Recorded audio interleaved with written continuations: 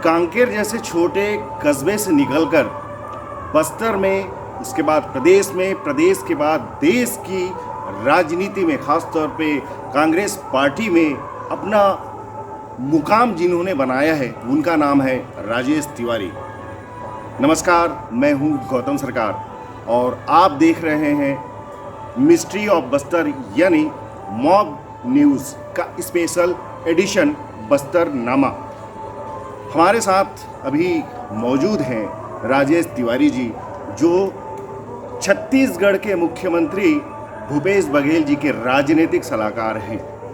हम उनसे आज चर्चा करेंगे, उन विषयों पे बात करेंगे जो आमतौर पे हमारे दर्शक आज तक नहीं जान पाए हैं। यह इंटरव्यू स्थानीय स्तर से लेकर राष्ट्र तक की कई बातों को आपके सामने में लाएगा। सर नमस्कार।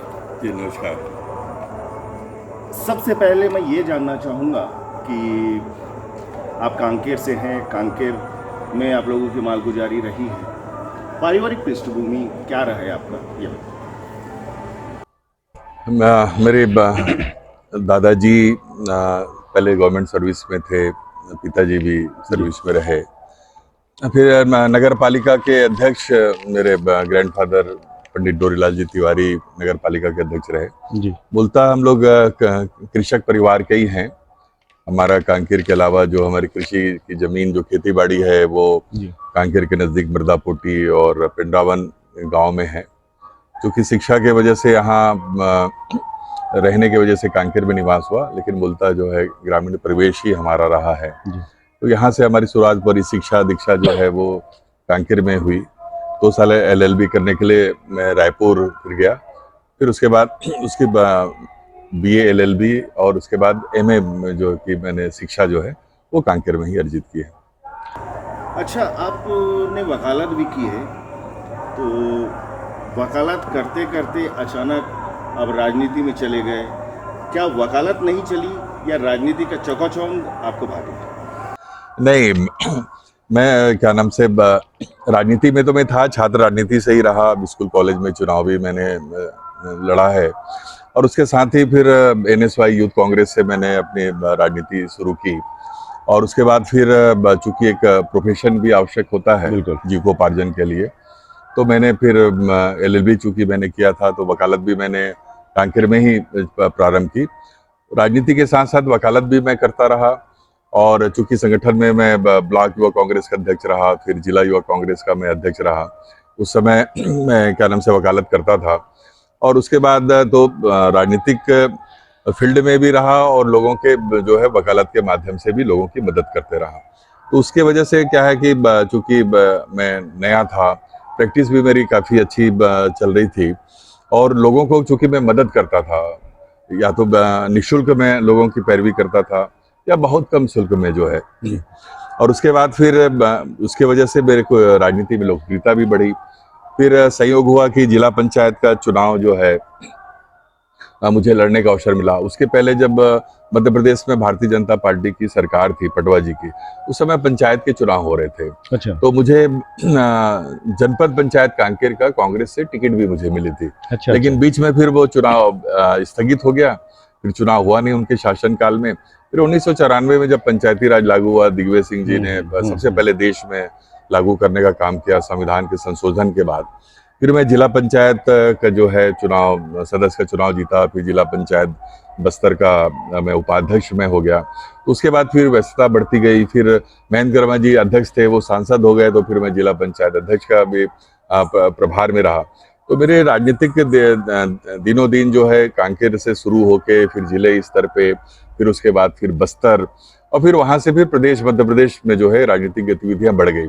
और चूंकि मैं अपने जो क्लाइंट जो होते हैं, समय पे अगर उनकी पैरवी करने के लिए आप खड़े ना हो तो ऐसी कई दिक्कतें आती थी। और दूसरी तरफ ये कि चूंकि मैं इलेक्शन भी जीत चुका था, राजनीति में ज़्यादा मेरी रुचि भी क्या नाम से रही है, तो मैंने इस बात को कहा कि राजनीति के माध्यम से समाज सेवा किया जाए और यहाँ पे लोगों को समय देकर अगर मैं उनके पैरवी करने के लिए खड़ा ना हूँ तो उनके साथ भी अन्याय होगा।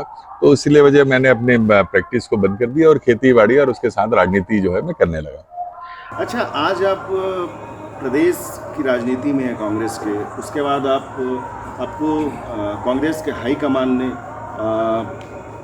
राष्ट्रीय स्तर पे कई जिम्मेदारियां दी जी, तो आपको ये जो जिम्मेदारी मिली उसको आपने कैसे निभाया, क्या कुछ नया सीखने को मिला, ये आप दर्शकों को बताएं। उस समय कुछ वैसे कोई गॉडफादर नहीं थे जी, कि सीधे आप उनके इर्द गिर्द आप जाके जो है अपनी जगह बनाओ।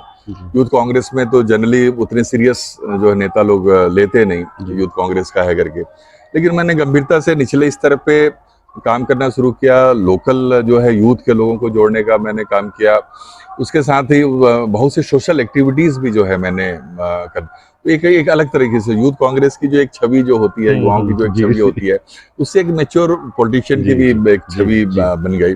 और उसके साथ साथ क्या नाम से चूंकि जनता ने मुझे चुन भी लिया था, एक मुहर भी लग जाती है कि जनाधार है, खाली एक नारेबाजी की राजनीति जो नहीं करते, तो पूरे उसके वजह से बस्तर में काम करने का। और मेरी ये भले मैं एक प्रकार से जिला पंचायत में रहा, उस समय मंत्री का दर्जा भी क्या नाम से मध्य प्रदेश सरकार में रहता था, लेकिन मेरी जो रुचि जो रही है वो संगठन में काम करने का। अच्छा। तो मैं जिला पंचायत में रहते हुए भी, अध्यक्ष उपाध्यक्ष रहने के बाद भी, मैं संगठनात्मक रूप से लोगों को जोड़ने का, मेरे दौरे भी होते थे तो पार्टी के सब कार्यकर्ताओं की बैठ के जनता के बीच में, पर उसके साथ साथ मेन जो है संगठन के लोगों के बीच में मैं जो काम करता रहा, तो उसके वजह से फिर पीसीसी का भी डेलीगेट बना मैं, एआईसीसी का भी डेलीगेट बना, फिर क्या नाम से जिला कांग्रेस कमेटी में पदाधिकारी रहा। मैं प्रदेश कांग्रेस कमेटी का, जब मध्य प्रदेश का विभाजन छत्तीसगढ़ अलग हुआ तो फिर प्रदेश कांग्रेस कमेटी का सचिव में बनाया गया। फिर उसके बाद फिर 2003 में जो है फिर प्रदेश कांग्रेस कमेटी का जनरल सेक्रेटरी बना, फिर जिला कांग्रेस कमेटी का फिर अध्यक्ष भी मैं रहा। तो संगठन की गतिविधियों को देख कर जो है, और इस बीच में सोनिया जी के कार्यक्रम हुए, राहुल जी के कार्यक्रम हुए, उन कार्यक्रमों में राहुल जी, फिर उसके बाद जब प्रदेश कांग्रेस कमेटी का मैं जनरल सेक्रेटरी था, भूपेश बघेल जी प्रदेश कांग्रेस के अध्यक्ष थे, विधायक दल का सचिव भी रहा, टी.एस. सिंहदेव जी नेता प्रतिपक्ष थे, तो साथ में दोनों की जिम्मेदारी भी मैं निभा रहा था। और साथ में मुझे ये जिम्मेदारी दी गई कि संगठन को खड़ा करने का। तो मैंने एक पूरा फार्मूला बना के भूपेश बघेल जी के साथ पूरा एक ढांचा जो बूथ का है, बूथ कमेटी बनाने का, जो पहली बार कांग्रेस में जोन सेक्टर और बूथ कमेटी बनाने का, ये तो ब्लॉक से नीचे संगठन नहीं होता था। उस ट्रेनिंग प्रोग्राम में राहुल जी भी आए थे जगदलपुर में। अच्छा। और लगभग मेरे 1.5 घंटे का प्रेजेंटेशन जो है, राहुल गांधी जी एक राष्ट्रीय स्तर के नेता जी, पहली बार होगा कि किसी को 1.5 घंटा तक उनके स्पीच को जो है, उनके प्रशिक्षण जो कार्यकर्ताओं को जो दे रहा था, वो बैठ के कार्यकर्ताओं के बीच में सुने थे। तो एक जानकारी जाती है कि उससे फिर चुनाव में सफलता भी मिली। छत्तीसगढ़ में हम उसमें जीत के आए, इसी आधार पे उससे गुटबाजी खत्म हुई और कार्यकर्ता सिर्फ संगठन के प्रति जो जुड़ने का काम हुआ। तो उससे ये ख्याति दिल्ली तक गई कि ये संगठन में काम करने वाला आदमी है। और तो फिर मुझे फिर अखिल भारतीय कांग्रेस कमेटी का जो है वो सचिव बनाया गया। और मेरे लिए बड़ा सौभाग्य था कि प्रियंका गांधी जी जनरल सेक्रेटरी और उत्तर प्रदेश के प्रभारी हैं, वो उनके साथ मुझे सह प्रभारी के रूप में उत्तर प्रदेश जैसे प्रदेश में जिम्मेदारी दी गई। वहां पे भी जहां पे पूरी कांग्रेस बिल्कुल कमजोर हो चुकी है, वहां पे जमीनी स्तर पे संगठन तैयार करने की जिम्मेदारी मिली, जो वहां हमने करके जो दिखाया। इसका आने वाला परिणाम जो है 2024 के लोकसभा में उत्तर प्रदेश में नजर आएगा। ये एक वर्ग भेद जैसा स्थिति नहीं बनेगी। देखिए, जोर शोर से बात कर रही है, वो ये कहती है कि जैसे प्रियंका गांधी ने अभी कांकेर की सभा में कहा कि जातिगत जनगणना हम चुनाव जीतने के बाद कराएंगे। मेरा प्रश्न ये है कि बिहार की जातिगत जनगणना को, सर्वे को जब हमने देखा तो उसमें ये बात सामने आई थी कि हिंदुओं की जो सर्वे हुई है उसमें ST, SC, OBC प्लस ब्राह्मण या अन्य कास्ट का सर्वे हुआ। मुसलमानों का सिर्फ ये कह दिया गया कि मुसलमान का इतना प्रतिशत, क्रिश्चियन का इतना प्रतिशत। जब हिंदुओं की हर जाति की जनगणना हो रही है तो मुसलमान में भी बहुत सारे तबके हैं, जैसे शिया, सुन्नी, वहाबी, अहमदिया, पसमानदा, ये तमाम है। क्रिश्चियन में भी कैथोलिक, प्रोटेस्टेंट है। तो इनका एक सर्वे क्यों आता है और हिंदुओं का अलग अलग सर्वे क्यों आता है? तो ये एक वर्ग भेद जैसा स्थिति नहीं बनेगी। देखिए, अब बिहार ने किस आधार पे ये तय किया है, ये तो वहाँ की सरकार जाने जी। लेकिन जब जातिगत जनगणना जो होगी, जो कांग्रेस पार्टी जो कह रही है, जाति का आशय है कि जाति चाहे वो किसी भी धर्म को मानने वाला हो, ठीक। चाहे वो हिंदू हो, चाहे वो क्रिश्चियन हो, चाहे मुस्लिम हो, चाहे वो सिख हो, चाहे बौद्ध हो, चाहे जैन हो, चाहे कोई भी हो। जातिगत जनगणना है। जाति, वो किस किस जाति के लोग हैं, किस कैटेगरी में वो जो आते हैं, ये इसका मेन जानने का आधार है। कई चीज़ें हम रिजर्वेशन दे रहे हैं, बहुत सी चीज़ें हम दे रहे हैं, लेकिन हम उसमें भी देख पा रहे हैं कि अगर हम अनुसूचित जनजाति या जाति या पिछड़े वर्ग को रिजर्वेशन दे रहे हैं, तो उसमें जो अति पिछड़े हैं या आदिवासियों में कौन सा वर्ग जो है वो जो छूटा हुआ है, जिसको सरकार की योजनाओं का फायदा नहीं हो रहा है। पिछड़ा वर्ग में सिर्फ पिछड़े वर्ग की बड़ी बड़ी जातियां तो उसका फायदा नहीं उठा रही हैं, और भी जो उसमें अति पिछड़े लोग हैं, जो जिसकी संख्या बहुत कम है, जो विरले जो जिनकी संख्या है, वैसे आदिवासियों में भी है, वैसे अनुसूचित जाति में भी है, वैसे पिछड़े वर्ग में है, वैसे समान वर्ग में भी लोग में है, जो आर्थिक रूप से जो कमजोर हैं, जिनके लिए भी आरक्षण की व्यवस्था की गई है। तो ये होने से, जातिगत जनगणना होने से, इसको धर्म से जोड़कर नहीं देखा जाना चाहिए, धर्म के आधार पर नहीं होना चाहिए, क्योंकि इसी का फायदा दूसरी राजनीतिक पार्टियां जो है धर्म के आधार पे इस देश को विभाजित करने की कोशिश होती है। इसका आशय ही यही है कि जाति के आधार पे जनगणना हो। जिस वर्ग को सरकार की योजनाओं का फायदा नहीं मिल पाया है, उस वर्ग तक योजना पहुंचाने का काम, उनको कैसे हम कैटेगराइज करें, कैसे उन तक हम फायदा पहुंचाएं। वर्ग विशेष के लोग ही तो सरकारी नौकरी में नहीं जा रहे हैं। सरकार की योजनाओं का जो कोई सब्सिडी मिलती है, कोई अनुदान मिलता है, वो सब तक वहाँ पे पहुँच रहा है कि नहीं पहुँच रहा है। जब ये सब चीज़ें होंगी, इसके जब सर्वे होगा, इसके जब डाटाज आएंगे, तो ये क्लियर कट ये हो जाएगा कि किस किस वर्ग के जो लोग हैं उसमें शामिल हैं, और उसमें किसको बचे हुए हैं, जो वंचित रह गए आज की तारीख में भी, उन तक योजना को पहुँचाया जाए। तो जातिगत जनगणना जब कांग्रेस की सरकार आएगी, तो इस आधार पे ही जो है वो किया जाएगा। अच्छा, धर्म भेद वाली कोई बात सामने नहीं आई। अच्छा, 3-4 दिन पहले राहुल गांधी जी ने एक प्रेस कॉन्फ्रेंस किया दिल्ली में, और उन्होंने ये कहा कि हम फिलिस्तीन के साथ हैं।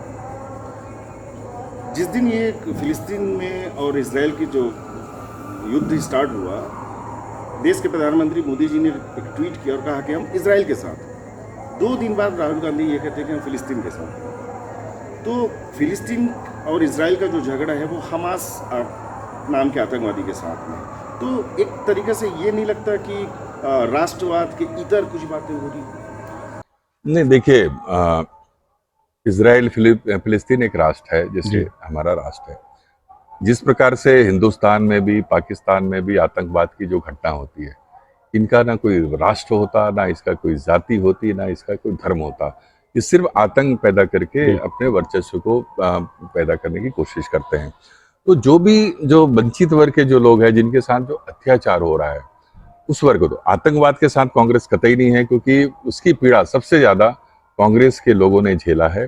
आतंकवाद के वजह से हमने बहुत से नेताओं को राष्ट्रीय स्तर पे खोया है, प्रदेश स्तर पे खोया है। तो बहुत इसमें स्पष्ट रूप से, और जो धर्मनिरपेक्षता की जो बात है, जो आपके जो एक वैश्विक रूप से जो कांग्रेस ने जो विदेश नीतियां जो बनाई थी, जिसमें फिलिस्तीन जो है कांग्रेस, मतलब आपके भारत के साथ रहा है, एक मधुर संबंध वहां पे रहे। तो जो भी कूटनीतिक रूप से कहीं ना कहीं कोई फेलवर हुई है, जिसके वजह से जो कुछ देशों का संबंध जो है हमारे इसके साथ भी खराब हुआ है, तो राहुल गांधी जी कहीं पे भी इस मामले में गलत नहीं है। उनकी सोच सही है, आतंकवाद के साथ कांग्रेस नहीं है। लेकिन किसी देश के साथ अगर उनके खिलाफ गलत कार्रवाई हो रही है, उसके खिलाफ आक्रमण हो रहा है, चाहे वो इजराइल हो, चाहे फिलिस्तीन हो, उसकी कांग्रेस पार्टी निंदा करती है। हमारे नेताओं ने भी किया है। चुनाव का वक्त है अभी, और कांग्रेस ने पहली सूची जारी कर दी है। कांकेर जिले के 2 विधायकों का पत्ता साफ हो गया। तो क्या इन्होंने अच्छा काम नहीं किया, या किस बात को लेकर इनका पत्ता काट दिया गया? देखिए, काम में तो कोई कमी नहीं आई, इसमें कोई दो राय नहीं कि कांकेर जिले के दोनों विधायक जो हैं काफ़ी सक्रिय रहे, सरकार की योजनाओं को लोगों तक पहुंचाने का काम किए, बड़े बड़े जो है विकास के काम, योजनाएं लाने का काम किए, लगातार सरकार से, हम लोगों से जहाँ पे जरूरत होती थी मदद मांगे। कांकेर में भी जो एक परिवर्तन नजर आ रहा है, वो विधायक की भी मेहनत का जो परिणाम है। लेकिन उसके साथ साथ ये भी देखा जाता है कि विकास के काम कराना साथ ही कार्यकर्ता और आम जनता के साथ उनका किस तरीके से संबंध है, किस तरीके से चीज़ें हैं। तो उसमें जो पार्टी जो सर्वे करती है कि पब्लिक क्या चाहती है, तो पब्लिक ने जो अपनी ओपिनियन दिया उसके आधार पर टिकट का चयन हुआ है।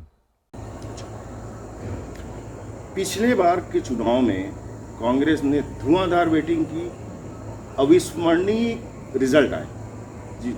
किसी ने नहीं सोचा था कि इतना बड़ा परिणाम आएगा। इस बार क्या रिजल्ट हो सकता है? इस बार भी देखिए, पिछली बार तो ये था कि कांग्रेस पार्टी ये कहती थी कि भाई हमारी सरकार बनेगी तो हम इस काम को करेंगे। उस काम को हमने करके दिखाया। तो अब सरकार, जनता तो और भरोसा कर रही है कांग्रेस पार्टी के ऊपर कि भारतीय जनता पार्टी 15 सालों में जितने भी घोषणा पत्र उनके आए, जितने भी वादे उनके द्वारा किए गए, चाहे आदिवासियों के वर्ग के लिए हो, चाहे आपके बेरोजगारों के लिए हो, चाहे किसानों के लिए, कोई भी वादे को पूरा करने का काम नहीं किया। यही वजह है कि उनके प्रति अविश्वास की भावना पैदा हुई। कांग्रेस ने जो बातें अपनी कही थी उस पर वो उन्होंने भरोसा किया। सरकार बनते ही तत्काल उन घोषणाओं को पूरा करने का काम किया। तो जनता इस बात को अब विश्वास कर रही है कि कांग्रेस पार्टी जो कहती है वो करती है। और आम जनता को, किसानों को, बेरोजगारों को, महिलाओं को और ग्रामीण क्षेत्र में जो विकास के जो काम हुए हैं, सारे सामाजिक संगठनों को जो मदद जो की गई है, और खासकर जो छत्तीसगढ़ के जो रहने वाले लोग हैं, जो यहाँ की जो संस्कृति, यहाँ के जो रीति रिवाज, यहाँ के जो परंपराएं, जिसको हम भूलते जा रहे थे, हमारी नई पीढ़ी उनसे दूर होते जा रही थी, उन सबको लाने का काम जो है, नजदीक लाने का काम, उनकी संस्कृति से जोड़ने का काम इस सरकार ने की है, विकास के काम के अलावा भी।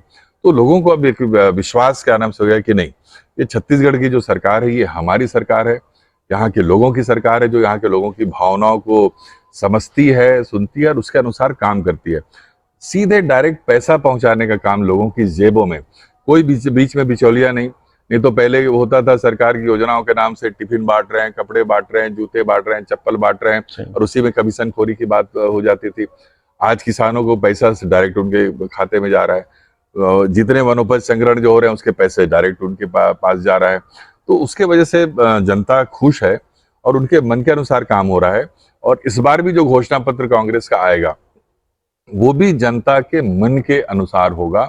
तो चूंकि हमने काम किया है और जो हम कहेंगे वो फिर हम करेंगे, जनता के ऊपर विश्वास होगा। इसलिए लोग कहते हैं ना कि भूपेश है तो भरोसा है, इसीलिए ये चीजें हुई कि नहीं, ये कहा जो कहते हैं वो कह रहे हैं, इनकी कथनी करने में अंतर नहीं है और भारतीय जनता पार्टी की कथनी करने में अंतर है। और इसीलिए अभी इतने दिन चुनाव के नजदीक आ गए, आज तक भारतीय जनता पार्टी, घोषणा पत्र तो जब आता है तब आता है, हम तो घोषणा पत्र जारी होने से पहले कह दिए थे कि किसानों का कर्ज माफ होगा, 2500 रुपए में जो है धान की खरीदी होगी, इस बार भी कुछ बिजली बिल हाफ जो है किया जाएगा। ये हमने पहले क्या, भारतीय जनता पार्टी एक भी बात कि हमारी सरकार बनेगी कि तो हम किसानों के लिए क्या करेंगे ये नहीं कह पा रही है। और अगर कोई कहेगी भी तो जनता विश्वास नहीं करने वाली, क्योंकि इन्होंने 270 रुपए भी 5 साल देने की बात कही थी, किसानों को नहीं दिया। 300 रुपए प्रति क्विंटल बोनस देने की बात कही थी, नहीं किया। 2100 रुपए में धान की खरीदी करने की बात कही थी, नहीं खरीदा। हर आदिवासी परिवार को नौकरी देने की बात कही थी, नौकरी नहीं दिया। बेरोजगारों को भत्ता देने की बात कही थी, पूरा 5 साल उन्होंने भत्ता देने का काम नहीं किया। और साथ में हर आदिवासी परिवार को एक जर्सी गाय देने की बात कही थी, उन्होंने नहीं किया। ये आदिवासी क्षेत्रों की जो बात है, तो इसलिए जनता उनके पर भरोसा नहीं करने वाली। और इस बार फिर से, चाहे वो किसानों के लिए हो, चाहे वो महिलाओं के लिए हो, योजनाएं आएंगी और वो हमारे घोषणा पत्र में शामिल होगा। और उस चीज को जैसी सरकार बनेगी, जैसे पिछली बार हमने तत्काल उन घोषणाओं को पूरा किया था, सरकार बनते ही जो योजनाएं चल रही है वो तो आने वाले समय में भी चलेंगी। वो 5 साल वो तो गारंटी है ही है। उसके साथ साथ जो हम नई बातें जो कहेंगे उसको भी पूरा करने का काम किया जाएगा। एक दो नई हमारे दर्शकों को पता चली ये, क्योंकि पिछले बार आप घोषणा पत्र वाले समिति में थे जी। अभी भी मैं घोषणा पत्र की समिति में हूँ। तो पिछले बार भी बता पूरा घोषणा पत्र मैंने जो ड्राफ्ट किया था।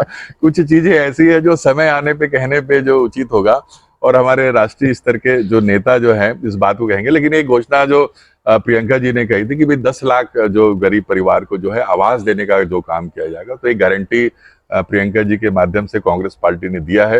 वैसे हमारे अभी जो बड़े नेता जो आएंगे वो गारंटियां फिर से लोगों के सामने आएगी। मैं इशारा मेरा है कि किसानों के लिए भी बड़ी चीजें आएंगी, महिलाओं के लिए भी बड़ी चीजें आएंगी। जो सबसे बड़ा मतलब आधी आबादी हमारी जो है महिलाओं की है, और खासकर बस्तर, पूरे बस्तर संभाग में दोनों लोकसभा में महिला मतदाताओं की संख्या ज्यादा है, कांकेर में भी, भानु प्रतापपुर में भी और अंतागढ़ में। जी जी। तो आधी आबादी से ज्यादा जो है, और हमारा जो रेशियो भी जो है 1000 महिलाओं में 1053 महिलाओं की, मतलब पुरुषों से ज्यादा हमारी जो है महिलाओं की जो आबादी है।